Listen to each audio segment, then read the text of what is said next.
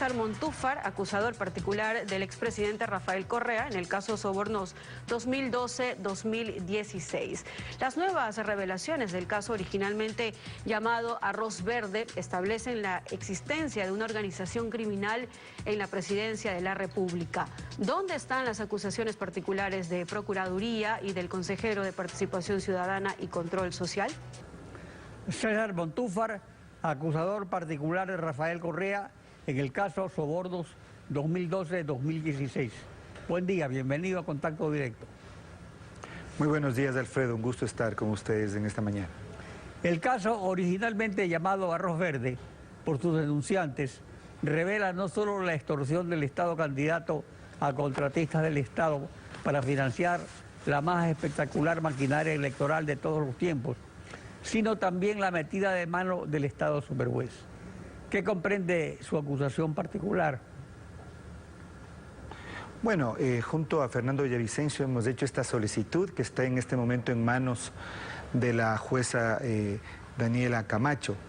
En esta solicitud en que pedimos ser incluidos como acusadores particulares, precisamente argumentamos que el uso de este fondo ilegal a través del cual el gobierno y la presidencia de Rafael Correa organizó y montó una oficina paralela.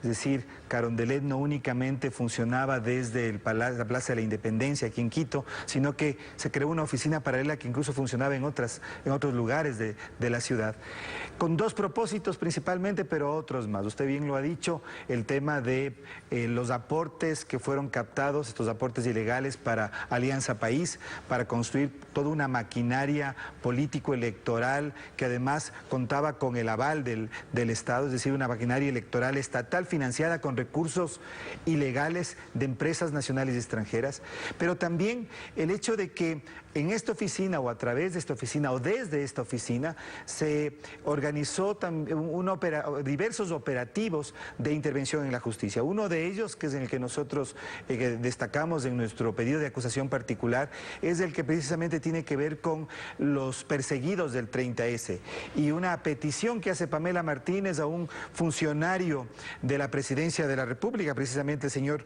Robert del Hierro, funcionario en ese entonces de la Presidencia de la República, para que presente un informe sobre cómo iban las causas del 30S, específicamente aquella que tenía que ver con el juicio en contra de Cleber Jiménez, Fernando Villavicencio y Carlos Figueroa. Es decir, lo que tuvimos fue una maquinaria paralela montada desde la Presidencia de la República, a través de la cual, con la captación de recursos ilegales, recursos de sobornos, pueda intervenir, por un lado, en la justicia, intervenir en los procesos electorales y además realizar otro tipo de acciones, como por ejemplo organizar homenajes, proveer seguridad, movilizar a personas para que apoyen al presidente de la República. Es decir, toda una maquinaria ilegal financiada con estos fondos captados a través de sobornos.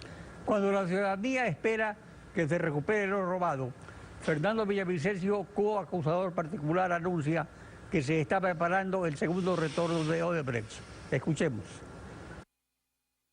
Aquí hay un pacto político del gobierno de Moreno con Odebrecht, un pacto que involucra el retorno, la segunda negociación para el segundo retorno de Odebrecht. Alfredo, acabamos de publicar un reportaje en nuestro periódico digital sobre cómo se negoció el primer retorno de Odebrecht, los pagos millonarios a un estudio jurídico y la vinculación de Alexis Mera, y cómo en un concierto de intereses colusorios actuaron Odebrecht y los funcionarios del gobierno de Correa para pactar el retorno primero. Y ahora lo que están pactando es un perdón mayor que el de Correa, con Moreno a la cabeza, para que vuelva a Odebrecht. El señor Procurador General del Estado no tiene la capacidad ética ni la independencia para liderar un proceso de negociación con Odebrecht, porque él, como funcionario de la refinería del Pacífico, fue quien validó la contratación de la empresa Worley Parsons, como está aquí, y aquí están los documentos con su firma, donde señala que él fue quien dio informes favorables para contratar a Worley Parsons, la empresa que hizo los estudios con el Grupo Azul para la construcción del acueducto La Esperanza por parte de la multinacional Odebrecht. La cooperación eficaz de José Conceizao Santos fue decisiva en el caso de asociación ilícita con Odebrecht, caso en el que usted es acusador particular de Jorge Glass, cuando la Procuraduría y el Consejo de Participación no aparecieron nunca, pese a que por ley estaban obligados a hacerlo. ¿Qué debe comprender el acuerdo de reparación integral del Estado con Odebrecht? Bueno, ese es un tema muy complejo, Alfredo. Lo primero que nosotros señalamos, y lo señalamos enfáticamente, es nuestra extrañeza, nuestra preocupación por el hecho de que los funcionarios de Odebrecht que participaron dentro de este esquema de sobornos de Arroz Verde o sobornos 2012-2016 no hayan sido vinculados a este proceso. José Coscienciao Santos, Geraldo de Sousa, dos personajes que claramente, de acuerdo a los cuadernos de Pamela Martínez, también la información de Laura Terán, constan como evidentes aportantes ilegales por una cifra importante. Estamos hablando de 2.5 millones de dólares. Es decir, de todo este fondo ilegal, los principales aportantes fueron los funcionarios de Odebrecht o la firma Odebrecht. Y nos extraña que Odebrecht no haya sido vinculado. En este, como en ninguno de los otros casos, yo precisamente el año pasado presenté una denuncia por delincuencia organizada en contra de Rafael Correa, otros funcionarios públicos y la empresa Odebrecht, y esta investigación avanza muy poco. Es decir, Odebrecht no ha sido vinculada, y eso nos parece muy preocupante. Y a la par se lleva adelante por parte de la Procuraduría un proceso de negociación extrajudicial para llegar a un acuerdo. Evidentemente que hay que llegar a un acuerdo, que el Estado ecuatoriano tiene que llegar a un acuerdo con Odebrecht, pero debe hacérselo sobre la base de la vinculación, de que Odebrecht tenga en el país procesos en ese sentido, de que se comprometa a dar toda la información de quién recibió los sobornos, dónde recibieron esos sobornos, cuál fue la ruta del dinero para la ejecución de esos pagos ilegales, que se asegure una reparación, que es una reparación conforme a los daños no solo económicos, sino también morales que esta empresa ha causado en el país. Fíjese que en el caso, por ejemplo, del Metro de Quito. En ese acuerdo de reparación integral, ¿debe excusarse Íñigo Salvador? Nosotros consideramos que él debe excusarse, puesto que existe un conflicto de interés.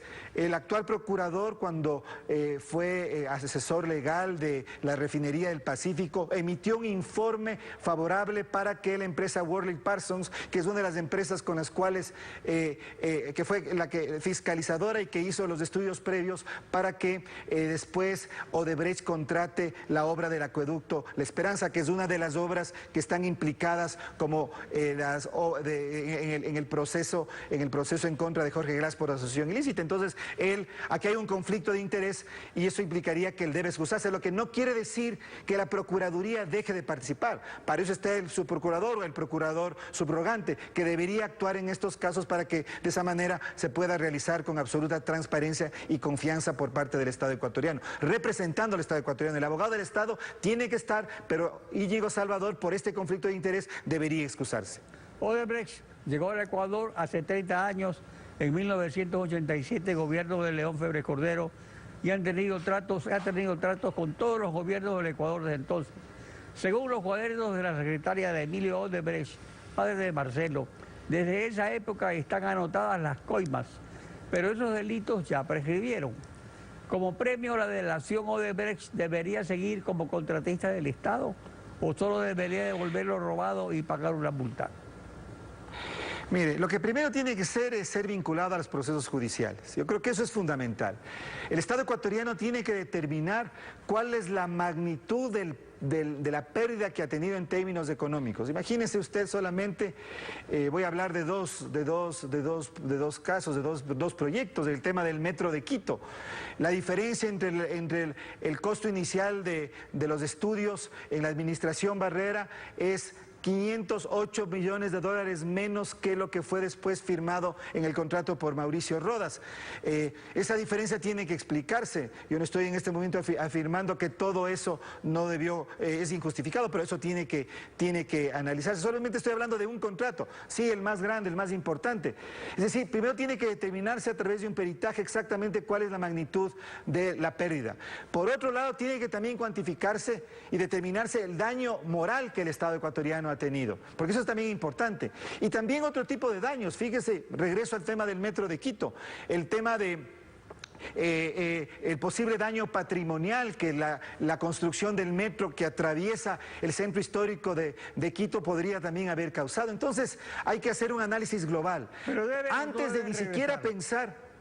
Nosotros pensamos que no debe regresar. Aquí estamos hablando de una empresa que ha causado enormes daños al Estado ecuatoriano y por lo tanto resulta inconcebible que se esté pensando en el regreso de Odebrecht antes de que ni siquiera sea procesada en ninguno de los procesos y en los procesos judiciales que en este momento están en marcha. Es algo que resulta inconcebible.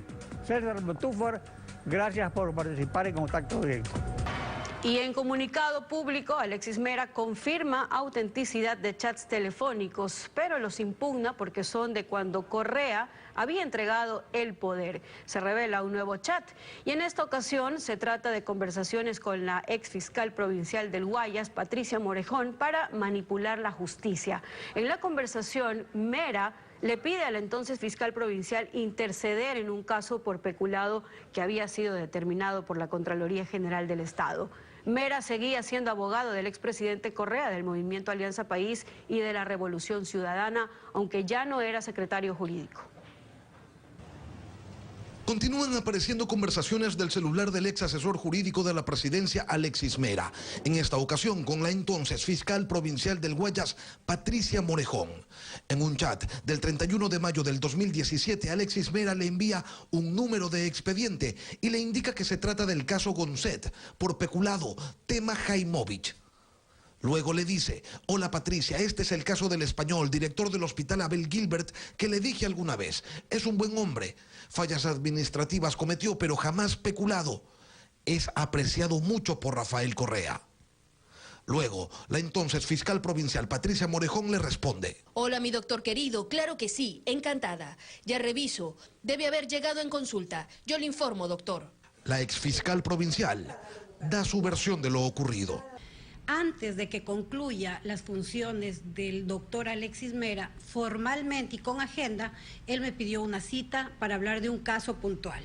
Yo como fiscal provincial estaba en la obligación de recibir a él y a cualquier funcionario. En aquella ocasión el doctor me puso en conocimiento que había un expediente, de lo poco que recuerdo jurídicamente porque no tengo a la mano el expediente, que había... que iba a venir en consulta un tema muy antiguo sobre un médico español y que este médico español era quien había puesto la denuncia y que por eso le parecía injusto que siendo que ellos ponen la denuncia también haya sido procesado. Me manifestó que él quería dejar arreglando todas las cosas porque iba de embajador a algún lado. Alexis Mera, y que por eso, que cómo había salido el tema. Pero sobre el informe que emitió la Contraloría por peculado en el Hospital Guayaquil hubo más conversaciones. El 15 de junio tratan otra vez ese tema. En esa ocasión Morejón inicia el diálogo. Doctor querido, quiero que me ponga un visto en el tema en mención.